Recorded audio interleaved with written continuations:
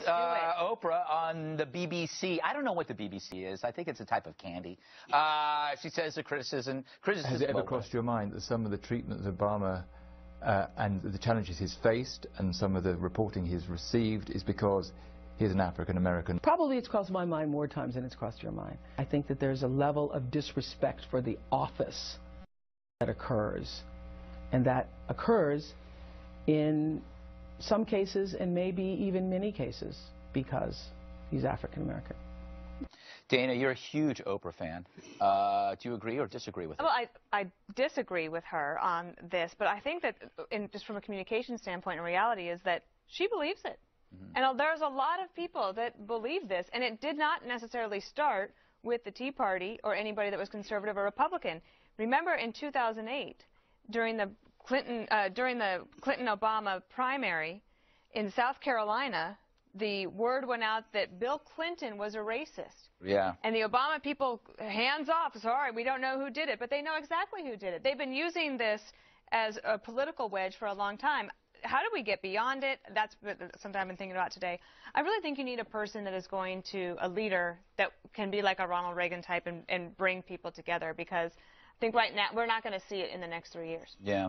And it was the Hillary campaign that had pushed the whole birth certificate issue. That's where it started on the Democratic side. That's where you see some of the worst kinds of racism, but they hide it. And so if Hillary Clinton gets elected, then are we all anti-women? I mean, or woman? Is that going to be the new thing that we have to deal with? That will be the strategy. I just have a point on Oprah, though.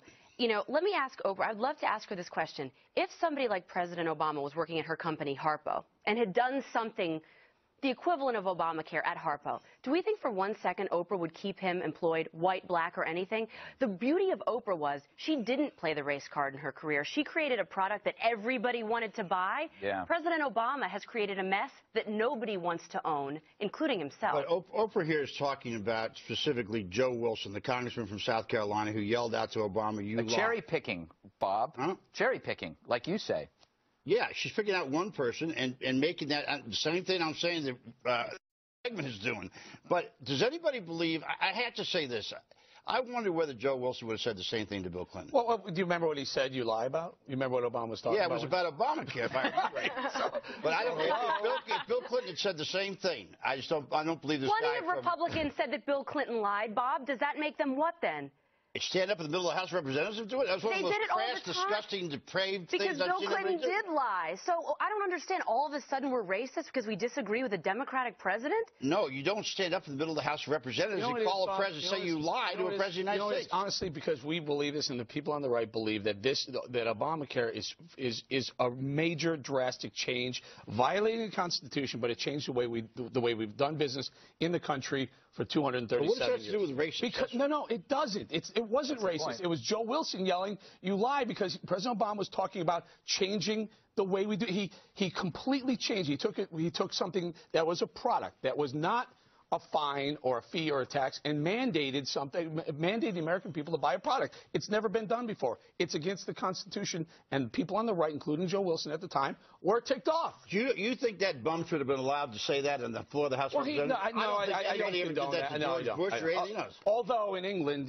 Parliament is like at each other. By the way, speaking of which, if disrespect means racism, then how can you explain George W. Bush, who I think was the beneficiary of more disrespect than Obama ever encountered as president? I mean, the vitriol directed at him. Especially, well, the war in Iraq had everybody's emotions very raw. So the comparison to today is probably not exact. But when the Speaker of the House and the Leader of the Senate started calling the president a liar and a loser, that basically, I think, broke the dam on civility. And so I don't think Joe Wilson was the first. I think that started with the top. Yeah. Let's go to a nutbag by the name of Oliver Stone. This is what he has to say about what the Republicans are doing to the United States. I don't know why these Republican white people, frankly, the McConnells and they're strange to me. It's almost as if we're in an apartheid state and they're still fighting for the rights of whites in South Africa. It's like they're scared. I would think that they're very scared that this country is going to become and that's what I was getting at. And that's what I was getting at. Yeah, they're threatened by something. Yeah, it may not be that he's doing anything, but they are threatened by something. But he is threatened by the fact that he is black. You know, that's enough. Andrea, it seems like Oliver Stone is living in one of his movies from 1975. Like, he has not seen progress. He hasn't left his house. He hasn't left L.A. or wherever he lives in his bubble. Yeah. So, yeah, just like we talked about earlier in the week with Richard Cohen from the Washington Post.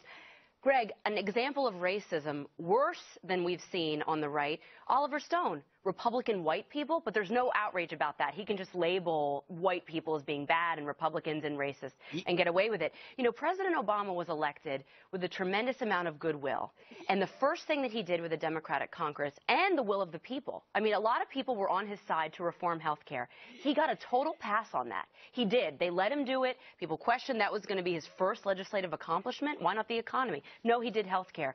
And now look what we're getting. I mean, people went out of their way to not criticize him, I think, and give him that pass and let him do what he wanted. Don't you think this is a huge reach we're playing with here? Oliver Stone, is he supposed to represent the Democratic Party? The left? I mean, come on. This guy is, we don't pay any attention to this guy. That. Well, no matter who it is. I didn't know he was still alive, to be honest with you. We'll roll a soundbite of a lefty saying something as ridiculous as Oliver Stone says, or as Oprah says, or as Bill Maher says, or as, it goes on and on. I just don't have enough, he doesn't I don't have enough support here to pick out right-wingers saying stuff. Who represents I mean, if I had all the editors available to me to pick out the funny things. Then who represents the left? These are everywhere. Every week there's at least 5 or 6. And you don't think if we had enough people looking for conservative right-wingers say we couldn't come up with a package like this? I think there are a number of wackos on both sides. There's just more on your side. Also, I think that there is a difference in terms when it comes from Hollywood. And you've talked about this in terms of the culture and popular media. And when you have someone as big a star as Oprah, who said, and when she says it, I think she's being sincere. She really believes that.